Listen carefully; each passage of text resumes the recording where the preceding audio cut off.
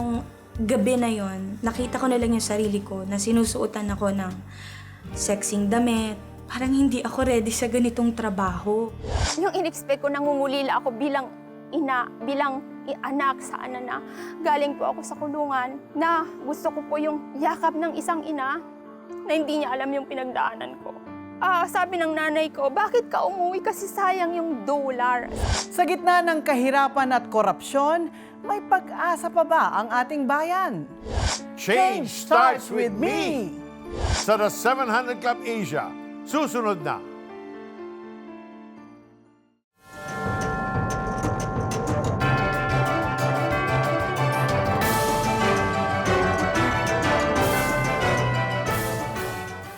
Welcome to another inspiring episode of the 700 Club Asia. How are you, Kata? I'm very good, Peter. Feeling healthy, feeling joyful, and And feeling feeling slimmer slimmer. and slimmer. Yeah, bunabalikan ko na yung aking mga old slim clothes. Tama. Ang galing, no? No need to buy new ones. No, itapon na yung mga malalaki. At sa mga viewers natin all over the world, sana kayo rin ay nasa mabuting kalagayan. At sa mga viewers natin all over the world, sana kayo rin ay nasa mabuting kalagayan. Peter, ikaw naman, ano ang unang-unang mong reaksyon when you hear news about corruption? Actually, Kata, sa totoo lang, I've been having conversations with the Lord and asking the Lord, why is all these things happening in our nation? Lalo na, we are supposed to be the predominantly Christian nation in the whole of Asia. Bakit, Lord? Yan, I've been having conversations. Talagang my heart aches. My heart cries out. Anong sagot ni Lord sa'yo? Sinagot ka na ba? Quiet. He just says, Oh, which be which still. I take to mean, pray some more because I will do something. Okay. And how about you, Kata? Ay, naku Peter, I'm angry. Nagagalit ako talaga sa ating sitwasyon. Imagine, we voted, we elected, we put these people in charge of our nation, and yet hindi naman nila inaalagaan ng tama ang ating taong bayan, and we trusted them.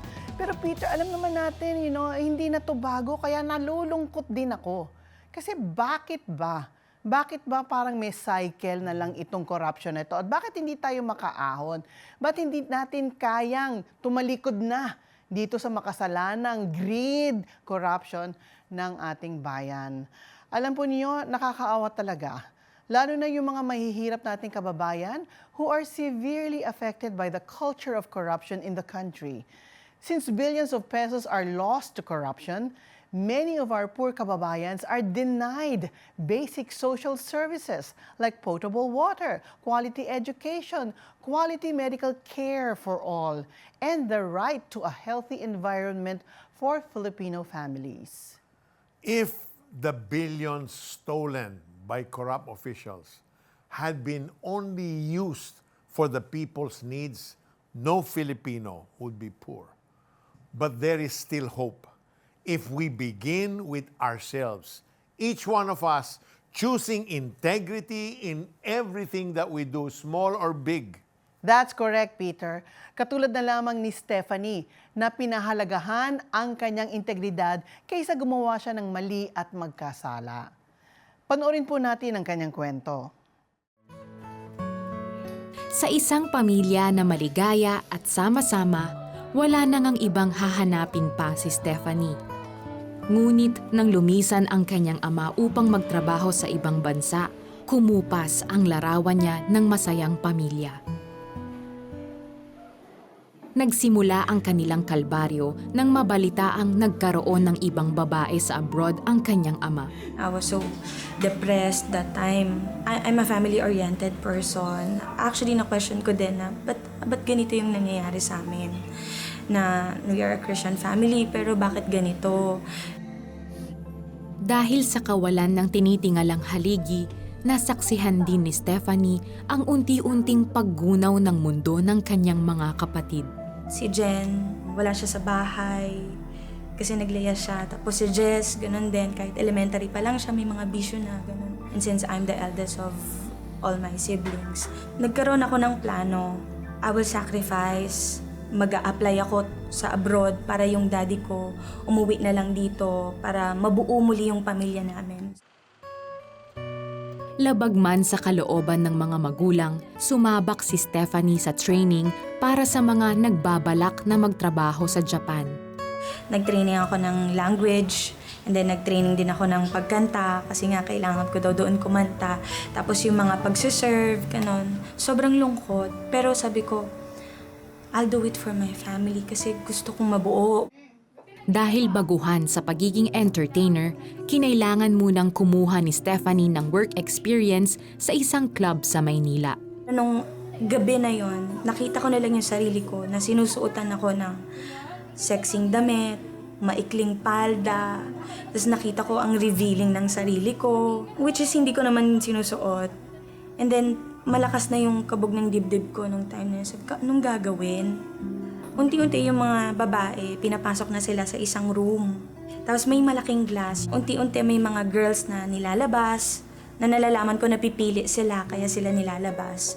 Nung bumabalik sila, iba na yung mga kinukwento nila. May pinagawa sila na ganito, mga medyo sensitive. Sabi ko, parang hindi ako ready sa ganitong trabaho. Nag-pray ako nung time na yun. Sabi ko, Lord, please protektahan mo ko. Gawin mo akong invisible sa paningin nila. Nang natapos yung gabi na yun, natawa ako kasi inanswer ni Lord yung prayer ko na hindi ako nakuha. Iniatras na ni Stephanie ang kanyang job application sa Japan. Naging daan ang isang retreat upang lubos niyang maunawaan ang magandang plano ng Panginoon sa kanyang buhay dito sa sariling bansa. Nung maliit pa ako, may mga words sa akin, magpapastor ka, you will lead a church, pero ini-ignore ko nga yun. Pero nung life retreat, binalik sa akin ng Panginoon. Kumbaga, ginising ng Lord sa akin yung pangarap niya sa akin na magpastor. Na-realize ko na ang laki pala ng plano ng Panginoon sa akin. Magmula noon ay idinulog na rin ni Stephanie sa Diyos ang pagbabalik loob ng kanyang mga kapatid at pagsasaayos muli ng pamilya, hanggang sa nagbunga ang kanyang pananampalataya. Talagang nung time na yon, sobrang ang sarap ng feeling. Sa patuloy na pagsunod sa kalooban ng Diyos, binago rin ng Panginoon ang puso ng kanyang ama na naging daan upang mabuo muli ang kanilang pamilya. Nakapag-asawa si Stephanie ng isang pastor na katuwang niya ngayon sa pagtupad ng tungkuling binigay sa kanila ng Diyos. Kasama rin niyang naglilingkod sa isang simbahan sa Olongapo City ang kanyang mga magulang at mga kapatid. Yung sabi ni Lord na, for I know the plans I have for you, plans to prosper you, not to harm you, plans to give you hope in the future. Kailangan lang i-give up mo talaga yung plano mo para mas makita mo yung plano ng Panginoon. How amazing and loving is our God to answer Stephanie's prayers immediately, because after all, she didn't want to go abroad to have a wild life or to earn money for herself. No, she wanted the family to be complete. You know, she wanted her dad to be back, and the Lord knew that. The Lord saw her heart. Kaya nga, she shielded her from all of that. And not only that, no, Stephanie was very right in her mind, no, in her thinking, na importante sa kanya is maging matatag siya Amen. sa kanyang paninindigan at paniniwala. Hindi siya pwedeng paloko, pagamit, o be swayed by kung ano man yung nasa harapan niya dahil kahit alam niyang mali. No doubt, Stephanie lives a life of integrity. That is what God expects from us, to live the kind of life that Jesus lived while on earth, to be in obedience to God's commands. He wants us to walk the talk, as the Bible says in James chapter 1, verse 22. Do not merely listen to the word and so deceive yourselves. Do what it says.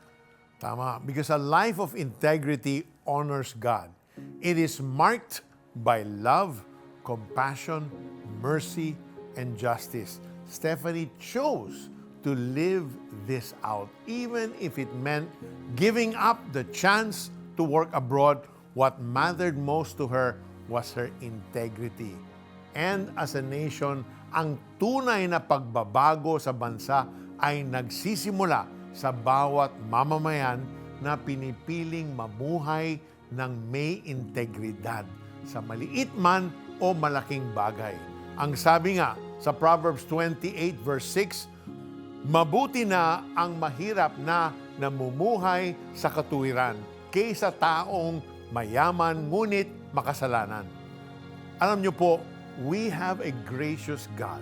No matter how broken you are, no matter how sinful you have become, you can start living a life of integrity.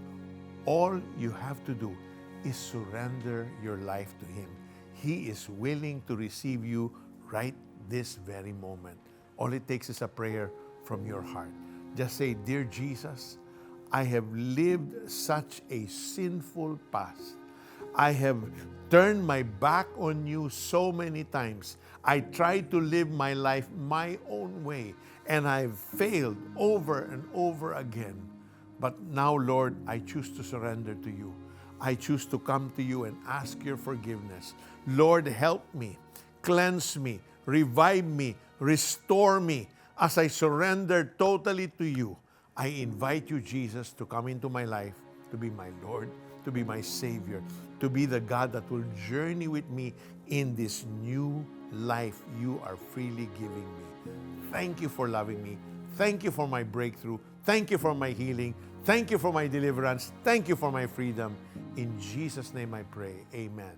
And Amen. Sumabay ka ba sa prayer at tinanggap si Jesus bilang Diyos at tagapagligtas? Balitaan mo naman kami. Please send us the message, yes, tinanggap ko si Jesus, through text or via the 700 Club Asia Facebook Messenger or comment section ng YouTube channel. O tumawag sa Prayer Center para mapagdasal ka namin. Grow in your faith, join our online Bible study group today. Just type BSG in the comment section of the 700 Club Asia YouTube channel or Facebook Messenger to receive details.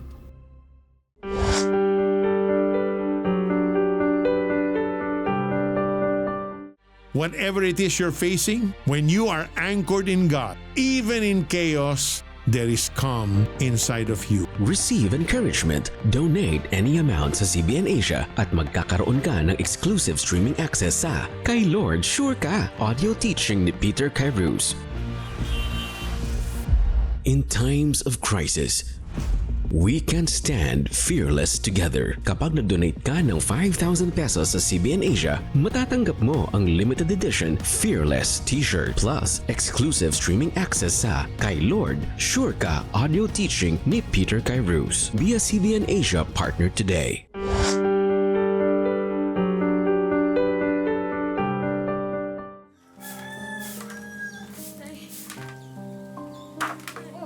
Ba't bigla kang umuwi? Ano ginagawa mo dito? Huwag kang magpaliwanag sa akin. Ano ginagawa mo dito? Sayang ang dollar, nak! Wala kang mapapala sa Pilipinas!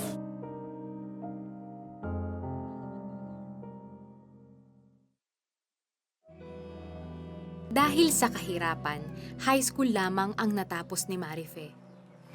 Ang pangarap na maiangat ang buhay ang nagtulak sa kanya para iwan ang pamilya at makipagsapalaran sa Singapore bilang kasambahay sa murang edad. Pinay ko po yung birth certificate ko para makarating lang po ako sa bansang Singapore.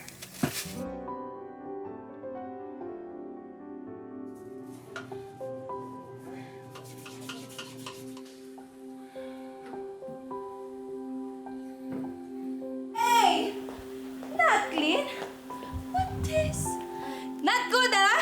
Not yet, Not yet, faster, not good! Ready to go? I understand. You're stressing me, la? Go now!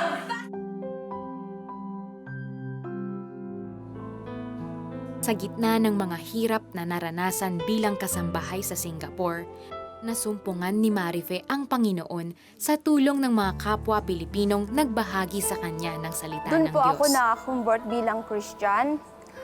Doon ko po na-encounter ang love ng Panginoon. Doon ko po na nalaman na may Diyos pala na gumagabay din sa akin. Subalit, Nung finish contract na po ako, yung amo ko po, kinasuhan niya ako ng stealing. Ang akala ko po, airport ang diretso ko. Kaya naman pala, yung pinsan niyang pulis, dinala po ako sa police station. Dismayed. Kaya gusto niyang umuwi. Kasi ninakaw niya yung necklace and earrings ko. Sabi niya, nasyak ako kasi wala akong kaalam-alam. Crazy girl! You don't have any... I did not know how it got to my bag. In short po, yung talagang pinrame up ako ng amo ko. Isang linggong nakulong si Marife sa Singapore. Isang linggo na tila taon dahil sa hirap at lungkot na kanyang dinanas. Kasi pinapa-admit nila ako na mag-feel guilty ka na lang. Hindi ko po amin kahit ikulong nyo kasi dignidad ko, pamilya ko, ang nakataya dito. Kahit ikulong nyo ako forever po, sabi ko dun sa hindi ko aaminin. Kaya nag-pray po ako sa loob ng selda, Lord, make a way. Kasi hindi ko po alam ang nangyayari sa buhay ko. Reveal the truth and set me free. Kinuhanan po ako ng fingerprint. And then, pati yung amo, kinuhanan po din ng fingerprint. Doon po na-prove na hindi po ako guilty sa case na yun kasi wala akong fingerprint. Matapos maabsuelto sa kaso, tinulungan si Marife ng Philippine Embassy na makabalik sa Pilipinas. Subalit, agad na napalitan ng lungkot at galit ang kanyang pananabik na makasama ang pamilya. Yung in-expect ko, nangungulila ako bilang anak sa na galing po ako sa kulungan na gusto ko po yung yakap ng isang ina na hindi niya alam yung pinagdaanan ko. Sabi ng nanay ko, bakit ka umuwi kasi sayang yung $? Ito ay nagtulak sa kanya na magtanim ng galit sa puso laban dito. So nag-decide po ako pumunta ng Manila. Meron akong pamasahe para akong ibon kung saan ako dadapo. Hihinto, wala akong kakilala. Iba't ibang trabaho ang kanyang pinasukan sa Maynila at dala na rin ng kapusukan bilang kabataan na lihis ng direksyon ang kanyang buhay. Sinubukan ko po nag-drugs kasi nakakilala ko po yung asawa ko na nag-use ng drugs. Tapos hanggang nabuntis po ako, 3 months, umuwi po ako sa Pangasinan sa mga magulang niya. Naging panibagong pagsubok kay Marife ang makuha ang loob ng mga magulang ng kanyang kinakasama. Saan mo naman sa Maynila napulot ang batang yan? Ano ipapakain natin dyan? Ano ipapalamon natin dyan? Anong gagawin natin dyan?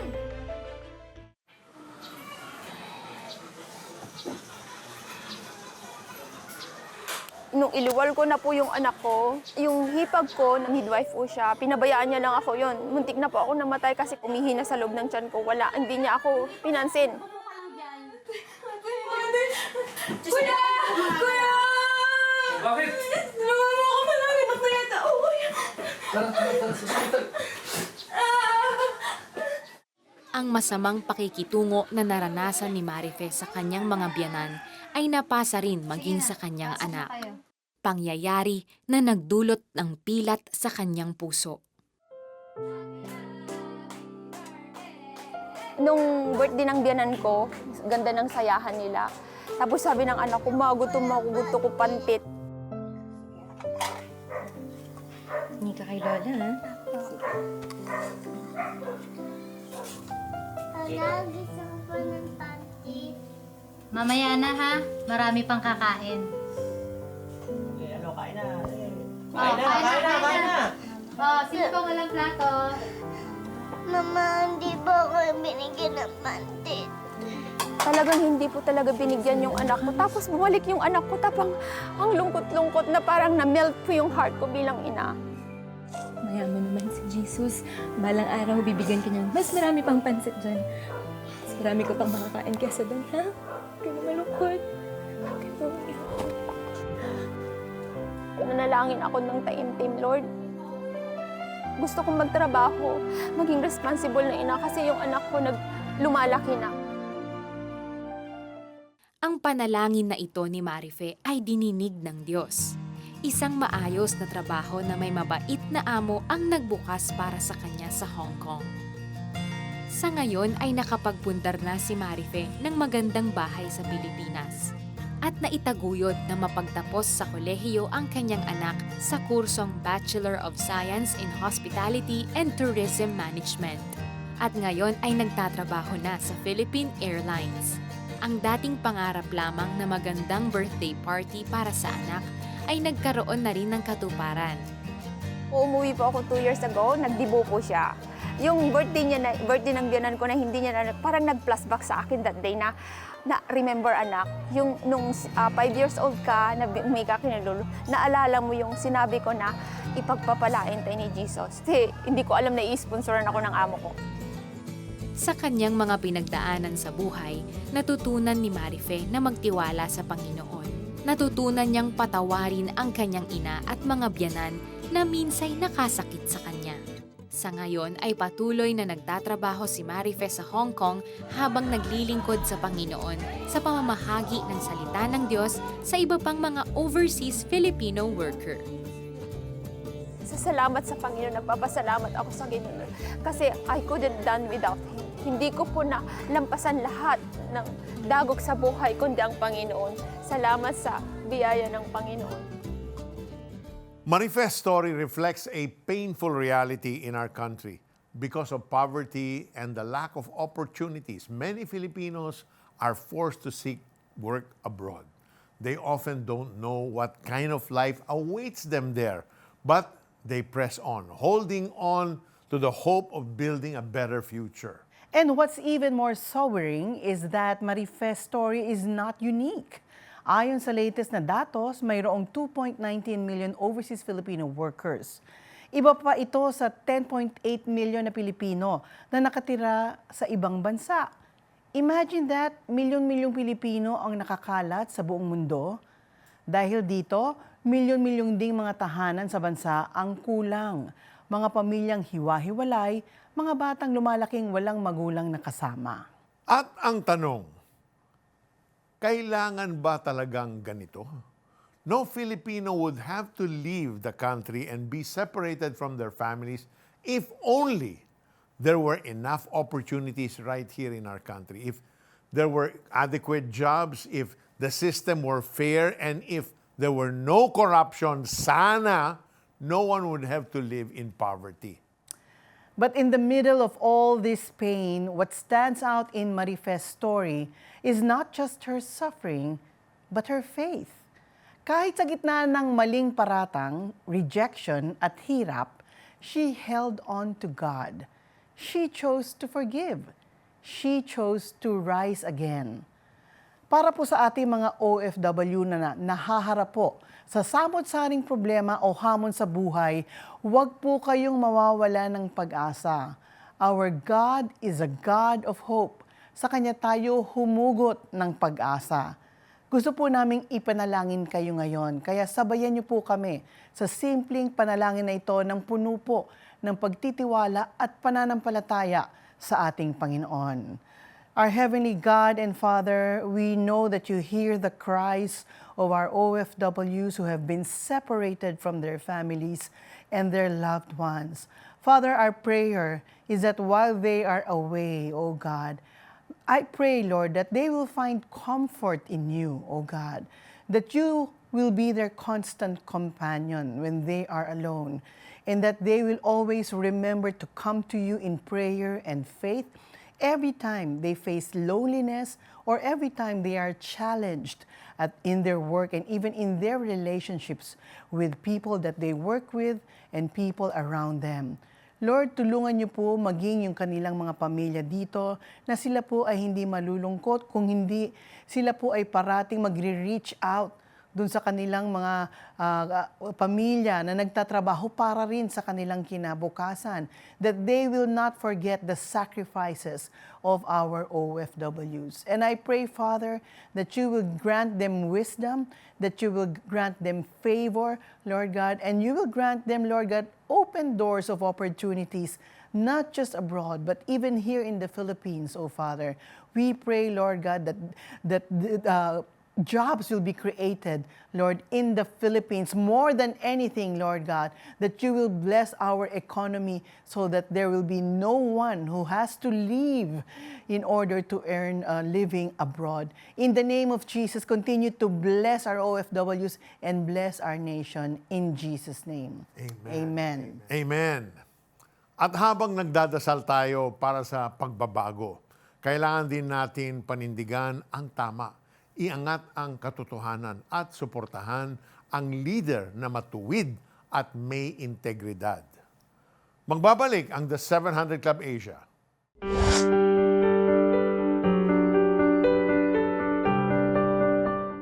Whatever it is you're facing, when you are anchored in God, even in chaos, there is calm inside of you. Receive encouragement. Donate any amount sa CBN Asia at magkakaroon ka ng exclusive streaming access sa Kay Lord Sure Ka audio teaching ni Peter Kairos.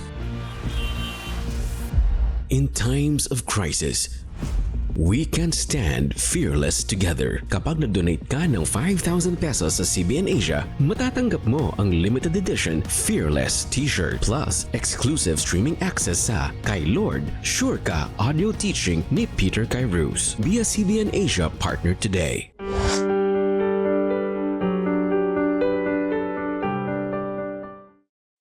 Dito sa kabundukan ng Tarlac, araw-araw ay nakikipaglaban sa buhay ang 28 taong gulang na inang si Bernadette.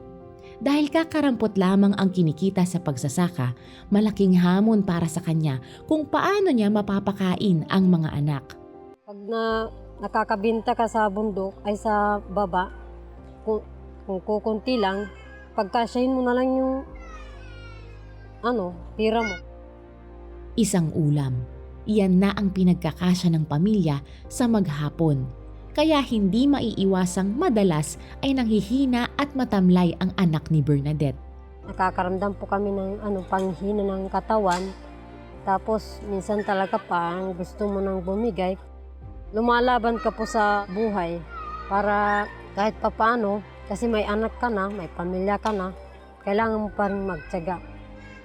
At panalangin ko po sa Panginoon na bigyan niya kami ng kalakasan sa family ko, sa mga nanay ko, sa tatay ko. Bigyan niya kami ng, kung mayroong mang tulong na ibibigay, salamat po sa Panginoon.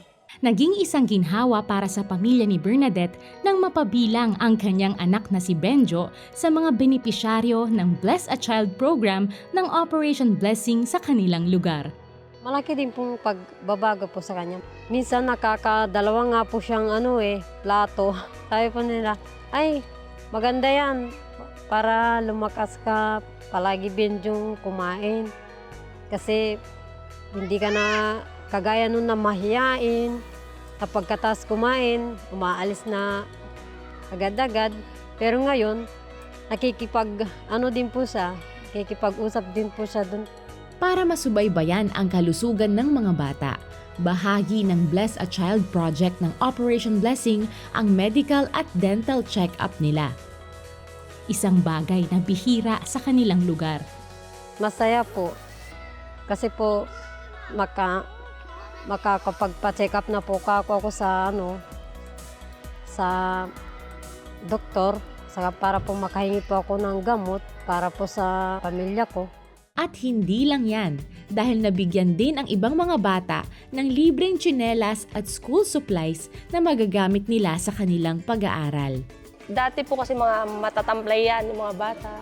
Ngayon po, nung dumating yung Operation Blessing, syempre laging may salo-salo. Bigla silang naging masiglap sa mga donors na nagbibigay ng mga pagkain ng bata. Sobrang salamat po sa kanila. Sobrang salamat talaga. Ramdam ng bawat pamilya ang pagmamahal sa bawat tulong na kanilang natanggap. Marami pong salamat sa Operation Blessing po. What a bright future lies ahead for the children of Bernadette and the other beneficiaries of Operation Blessing's Bless a Child program. With healthier bodies, stronger immune system, and renewed confidence, these children are stepping into a world full of possibilities. Ngayon ay pwede na silang maglaro ng masigla, mangarap, at lumaking puno ng pagmamahal dahil sa inyong suporta. Yep, that's because of you. You know, God commands us to live a life of the highest integrity, a life that brings blessing and goodness to people. He wants us to keep in step with the Spirit. In Galatians 5:22-23, we read, "But the fruit of the Spirit is love, joy, peace, patience, kindness, goodness, faithfulness, gentleness, and self-control. Against such things, there is no law. Sa ating pong mga tahanan, trabaho at komunidad, simulan na po natin ang pamumuhay ng tapat. Dahil ang bansang may integridad ay nagsisimula sa mamamayang may takot sa Diyos. Amen. Thank you all for watching. We hope that you have been inspired and given hope by all the stories we featured on the show. Live a life that matters to God. Love deeply, serve faithfully, and bless others generously. Pwede mong balikan ang episode na ito at iba pang mga istorya sa YouTube channel ng The 700 Club Asia. Follow us on the social media platforms of the 700 Club Asia in Facebook, Instagram, TikTok, and X for more encouraging and faith-filled content. At kung nakatulong sa inyo ang programang ito, partner with CBN Asia so we can continue to produce more shows like this. Tumawag sa numerong nasa screen o iscan ang QR code. God bless us all. Shalom, shalom! Ngayong Martes, ano ang ginawa ni Carlo na umantig sa puso ng kanyang pasaherong si Jellica? Paano nabitawan ni Roland ang mga tanikala ng nakaraan na gumapo sa kanyang pagkatao? Paano nagbago ang buhay ni Jonathan mula sa pagkakalugmok sa utang at rebelyon? Tunghayan ang kanilang kwento sa Good Governance begins within. Tampok sa The 700 Club Asia. Martes, alas 12 ng gabi sa GMA.